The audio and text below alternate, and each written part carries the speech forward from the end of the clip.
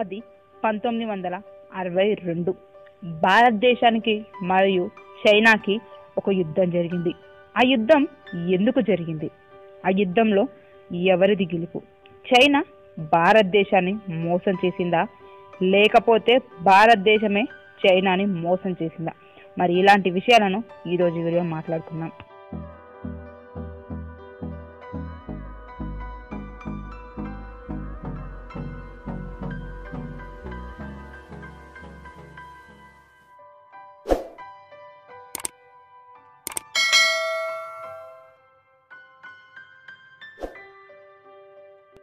పంతొమ్మిది 1962లో యుద్ధం ఎందుకు జరిగిందో తెలుసుకోబోయే ముందు అసలు దానికంటే ముందు ఏం జరిగి ఉంటుందో ముందుగా తెలుసుకుందాం. 1910 నుండి 1912 సమయంలో చైనా టిబెట్ను ఆక్రమించాలనుకుంది. దానితో చైనా మిలిటరీ ఫోర్స్ని టిబెట్లో ప్రవేశపెట్టింది. దానితో టిబెట్ వాళ్ళు భారతదేశాన్ని సహాయం కోరాయి. భారతదేశం చైనాని ఇలా కోరింది, ఈ విషయంపై చర్చించుకొని ఒక నిర్ణయానికి వద్దాం, అంతేకాని టిబెట్ వాళ్ళపై యుద్ధానికి వెళ్ళకండి అని అన్నది. దానితో చైనా వాళ్ళు దీనికి అంగీకరించారు. టిబెట్ వాళ్ళు భారతదేశాన్ని సహాయం కోరారు కాబట్టి 1913లో బ్రిటిష్ ఇండియన్ ఆర్మీ ఆఫీసర్ అయిన హెన్రీ మెక్మోహన్ చైనా అధ్యక్షుడైన ఇవాన్ చెన్ని సిమ్లాకి పిలిపించాడు. ఈ మీటింగ్ లో మొత్తం 3 దేశాలు పాల్గొన్నాయి. భారతదేశం, చైనా మరియు టిబెట్. చైనా మరియు టిబెట్ల మధ్య సరిహద్దుల రేఖల గురించి మాట్లాడడానికి ఒక మీటింగ్ అయితే ఏర్పాటు చేశారు. దీనిని డ్రాఫ్ట్ ట్రీటీ అంటారు. సర్ హెన్రీ మెక్మోహన్ ఇలా చెప్పాడు, టిబెట్ ని ఇన్నర్ టిబెట్ గా మరియు ఔటర్ టిబెట్ గా విభజించాలి అన్నాడు.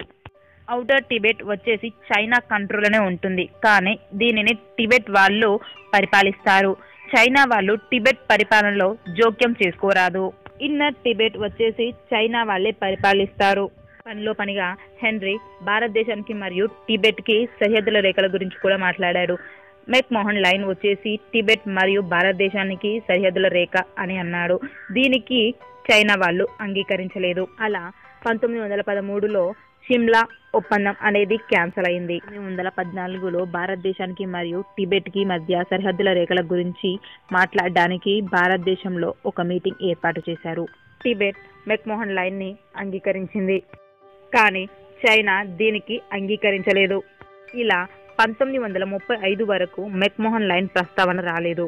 1935లో బ్రిటిష్ సివిల్ సర్వీస్ ఆఫీసర్ అయిన ఒలాఫ్ కరాయో బ్రిటిష్ ప్రభుత్వాన్ని ఇలా కోరాడు, సిమ్లా ఒప్పందం ప్రకారం మెక్మోహన్ లైన్ ని ఉపయోగించి మన యొక్క ఒఫీషియల్ మ్యాప్ ని గీద్దామన్నాడు. భారతదేశం ఎప్పుడు మెక్మోహన్ లైనే భారతదేశం యొక్క సరిహద్దు రేఖగా భావిస్తుంది, కానీ దీనికి చైనా వాళ్ళు అంగీకరించరు.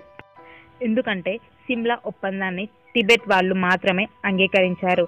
దీనికి చైనా వాళ్ళు అంగీకరించలేదు.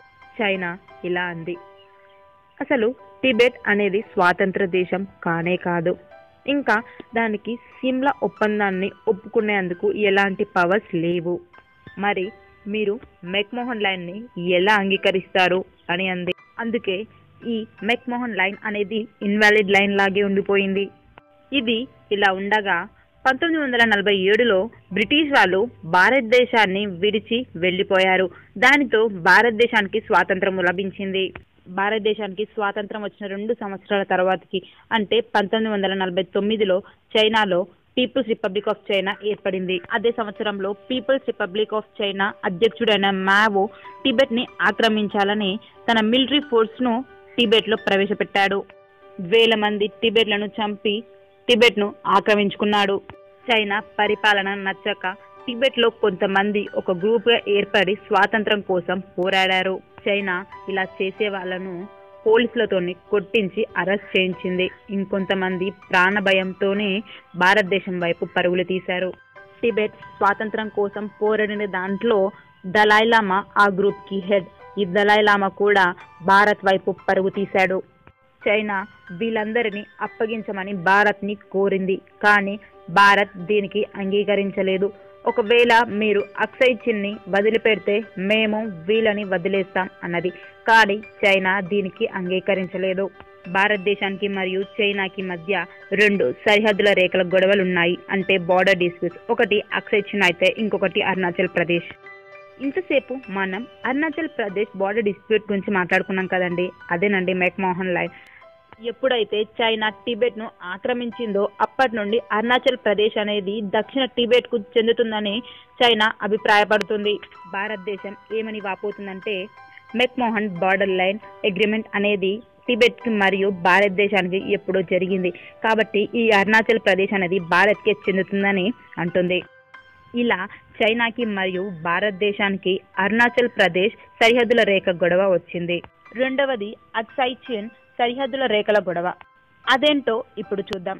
అక్సై చిన్లో అసలు ఒక్క మనిషి కూడా నివసించరు. అక్కడ మొత్తం ఎత్తైన మంచు కొండలే ఉంటాయి. ఈ అక్సై చిన్ అనేది కారాకోరం మౌంటైన్ రేంజెస్ మరియు కుండ్లున్ మౌంటైన్ రేంజెస్ మధ్యలో ఉంటుంది.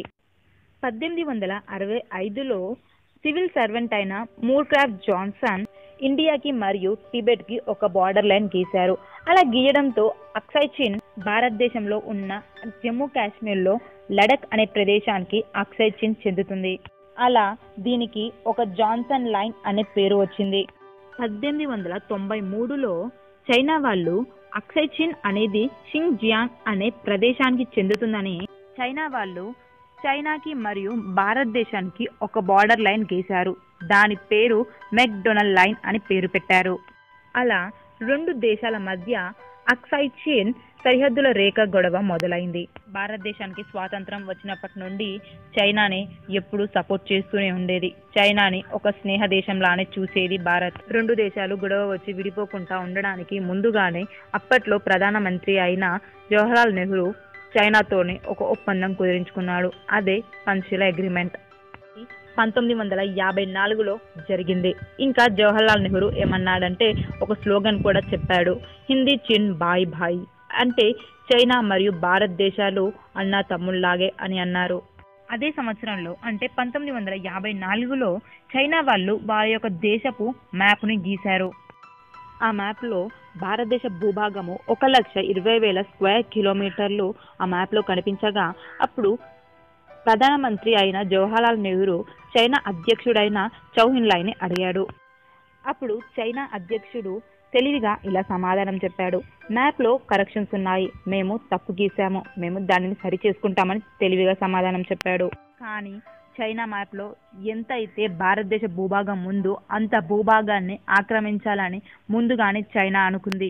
అలా 1951లో చైనా షింగ్ జియాంగ్ అనే ప్రదేశాన్ని మరియు టిబెట్ను కలిపేందుకు ఒక రోడ్డుని వేసింది. అది అక్సై చిన్ గుండా వెళ్తుంది. అలా ఆ రోడ్డుని 1957లో పూర్తి చేశారు. మొత్తం పూర్తయ్యాక భారతదేశానికి ఈ విషయం తెలిసింది. దానితో చైనాని అడగ్గా మేము మా ప్రదేశం నుండే కట్టుకున్నాం అని ఒక సమాధానం చెప్పింది. దానితో 1961లో భారతదేశం ఫార్వర్డ్ పాలసీని జారీ చేసింది. ఫార్వర్డ్ పాలసీ ఏంటంటే భారతదేశం యొక్క మిలిటరీ ఫోర్స్ని బార్డర్ డిస్ప్యూట్స్ దగ్గర పెట్టింది. భారతదేశం నమ్మకం ఏంటంటే చైనా వాళ్ళు భారతదేశంతో యుద్ధం చేయరని ఈ ఫార్వర్డ్ పాలసీని జారీ చేసింది. భారతదేశ సైనికులు చైనా సైనికులను బెదిరించగానే వెనుకకు మళ్ళీ వెళ్ళిపోయేవారు. అలా భారతదేశం చైనా వీక్ అని అనుకుంది. కానీ చైనా వెనుక ఒక కుట్ర పన్నింది. అదేంటంటే భారతదేశంతో యుద్ధం చెయ్యాలని చైనా ముందుగానే డిసైడ్ అయింది. దానితో యుద్ధానికి కావలసిన సైనికులను ముందుగానే ఏర్పాటు చేసి పెట్టుకుంది. భారతదేశానికి ఈ విషయం తెలీదు. అక్టోబర్ 20, 1962లో చైనా భారతదేశంకి దూసుకొచ్చింది. అంటే చైనా తన యొక్క 80,000 సైనికులను బార్డర్ డిస్ప్యూట్స్ దగ్గరికి పంపింది. భారతదేశం దగ్గర యుద్ధానికి సరిపోయే సైనికులు లేక దాని దగ్గర ఉన్న 10,000 సైనికులతోనే యుద్ధం చేసింది. అలా యుద్ధం 1 నెల పాటు జరిగి నవంబర్ 21, 1962లో యుద్ధం ముగిసింది. ఈ యుద్ధం ఎలా ముగిసిందంటే చైనా అధ్యక్షుడైన చౌ ఎన్లాయ్ భారతదేశానికి ఒక ఉత్తరం పంపించాడు. ఆ ఉత్తరంలో ఏముందంటే మేము ఇప్పటివరకు ఆక్రమించిన అక్సై చిన్లో ఉన్న ప్రదేశం మాది, అరుణాచల్ ప్రదేశ్ మీకే, మాకేం వద్దు అని ఒక ఉత్తరాన్ని జారీ చేశాడు. దీనికి ఒప్పుకుంటే మేము యుద్ధాన్ని ఆపేస్తాం, లేదంటే కొనసాగిస్తాం అని చౌ ఎన్లాయ్ ఆదేశించాడు. అలా భారతదేశం ఏమి చేయలేని స్థితిలో దీనికి ఒప్పుకోవాల్సి వచ్చింది. యుద్ధంలో మొత్తం 3,250 మంది భారత సైనికులు మరణించారు. ఇంకా 43,000 స్క్వేర్ కిలోమీటర్ల భారతదేశ భూభాగాన్ని అక్సై చీన్లో ఆక్రమించింది చైనా. చైనా వాళ్ళు అక్సై చీన్ ప్రదేశంలో ఉన్న భారతదేశ భూభాగాన్ని ఎంతైతే ఆక్రమించుకున్నారో అంతవరకు లైన్ ఆఫ్ యాక్చువల్ కంట్రోల్గా పేరు పెట్టారు. ఈ వీడియో మీకు నచ్చినట్లయితే లైక్ చేయండి, షేర్ చేయండి, కామెంట్ చేయండి, సబ్స్క్రైబ్ చేసుకోండి ఫ్రెండ్స్. Thanks for watching.